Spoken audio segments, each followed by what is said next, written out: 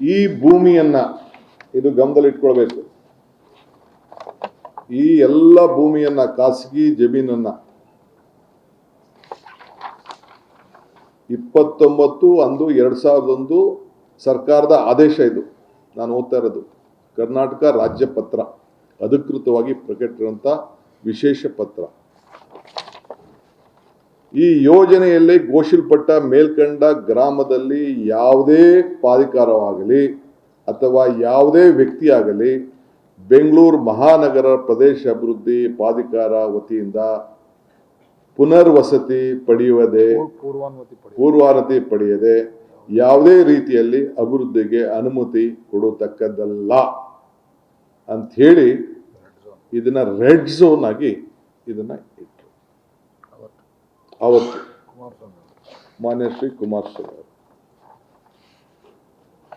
ಇದ್ರಲ್ಲದೆ ಈ ಭೂಮಿಗಳಲ್ಲಿ ಗ್ರಾಮ ಠಾಣಾ ಪ್ರದೇಶದಲ್ಲಿ ಕೂಡ ಹಳ್ಳಿಗಳನ್ನು ಕೂಡ ವಸತಿ ವಾಣಿಜ್ಯ ಆಸ್ತಿಗಳನ್ನು ಕೂಡ ನಗದು ನೀಡುವ ಪರಿಹಾರ ಕೂಡ ಘೋಷಣೆ ಮಾಡಿ ಆ ಹಳ್ಳಿಗಳ ಮನೆಗಳನ್ನು ಕೂಡ ಯಾರು ಬದುಕನ್ನ ಕಟ್ಕೊಂಡಿದ್ದಾರೆ, ಯಾರು ತಲೆತಾಲೆಯಿಂದ ಅಲ್ಲಿದ್ದಾರೆ, ಆ ಮನೆಗಳನ್ನ ಸೇರಿ ಅವನ್ನ ಒಕ್ಕಲೆಬ್ಬಿಸಲಿಕ್ಕೆ ಆದೇಶವನ್ನು ಹೊರಡಿಸುತ್ತೆ. ಅವ್ರಿಗೆ ಏನೇನು ದುಡ್ಡು ಕೊಡಬೇಕು ಅಂತ ತೀರ್ಮಾನ ಕೂಡ ಮಾಡಿದ್ರು. 600 ಅಡಿ ಮನೆ ಇದ್ರೆ 9,000 ಅಡಿ ಕೊಡಬಹುದು. 600 ಚದರ ಇಂದ 9,000 ಇದ್ರೆ 1,200 ಅಡಿ ಕೊಡಬೇಕು.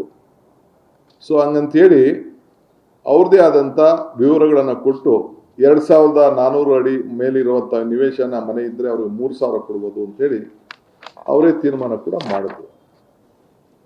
ಅದಲ್ಲದೆ ಪ್ರೈವೇಟ್ ಡೆವಲಪರ್ DLFಗೆ ಪತ್ರ ಕೂಡ ಬರ್ಸಿದ್ರು. ಅವರು ಏನು, ನೀವು ಜಾಗ ಇದೆ, ನೀವು ಬನ್ನಿ, ರಿಯಲ್ ಎಸ್ಟೇಟ್ ಅಂತ ಹೇಳ್ತಾರಲ್ಲ ನಮ್ಮ ಅಣ್ಣ, ಜಾಗತಿಕ ಟೆಂಡರ್ ಕರೆದು ಆ DLF ಅವ್ರ ಹತ್ರ ದುಡ್ಡು ಕೂಡ ಕಟ್ಸ್ಕೊಂಡ್ರು. 400 ಕೋಟಿ ರೂಪಾಯಿ. ಯಾರು 16/11/2007 ಟಿವಿಲಿ ಹೇಳಿದ್ದಾರೆ ಪಾಪ, ಡೆಲ್ಲಿಯಿಂದ ಆರೋಗ್ಯ ಕೆಟ್ಟ ಕೂಡ ಪಾಪ ಟಿವಿಯಿಂದನೇ ಹೇಳಿದ್ದಾರೆ. ನಾಳೆ 8,000 ಕೂಡ ಕೇಳಿದ್ದೀನಿ ಆ ರೈತರಿಗೆ ಅಂತ ಹೇಳಿದ್ದೆ. ಡೆವಲಪ್ಡ್ ಏರಿಯಾದಲ್ಲಿ 8,000 ಅಡಿ ಕೂಡ ಕೇಳಿದ್ದೀನಿ ಅಂತ ಅಂದ್ಬಿಟ್ಟು ಪಾಪ ಟಿವಿಲೂ ನಾನು ಅದನ್ನ ಗಮನಿಸಿದ್ದೆ. ನಾನು ಆಗ ರೈತನಿಗೆ 22 ಲಕ್ಷ ರೂಪಾಯಿ ಇಂದ ಕೃಷಿಗೆ ಭಾಗ ಆಯ್ತು 25 ಲಕ್ಷ ರೂಪಾಯಿವರೆಗೂ ಕೂಡ ಕೊಡಬೇಕು ಅಂತೇಳಿ ಅವರು ಜಮೀನಿಗೆ ಫಿಕ್ಸ್ ಮಾಡಿದ್ರು.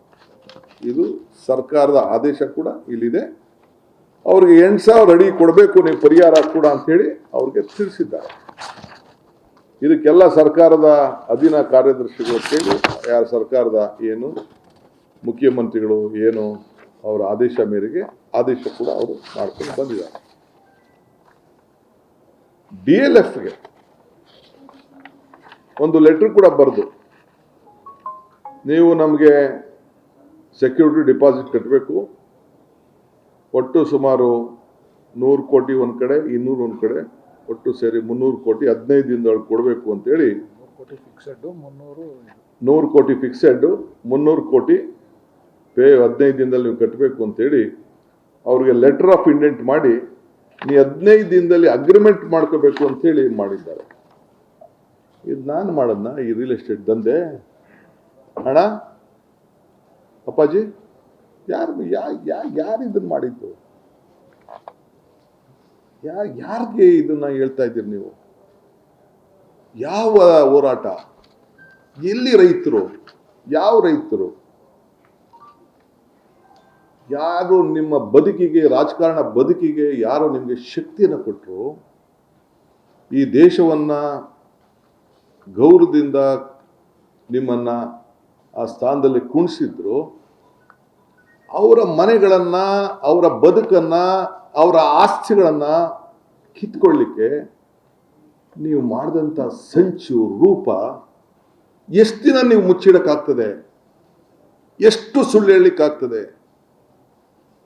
ಆ ರೈತರು ನೀವು ಖರೀದಿ ಮಾಡಿದಂಥ 1 ಎಕರೆ ಭೂಮಿ ಬಿಡದಿಲಿರ್ಬೋದು, ದೇವಗಿರಿಯಲ್ಲಿರ್ಬೋದು, ಇಲ್ಲ ಸುತ್ತಮುತ್ತಲಿರ್ಬೋದು, 1 ಎಕರೆ ಈ ಕಾನೂನನ್ನ ನಿಮ್ಮ ಕುಟುಂಬದವ್ರ ಜಮೀನು ಎಲ್ಲೂ ಹೋಗ್ಲಿಲ್ವಲ್ಲ.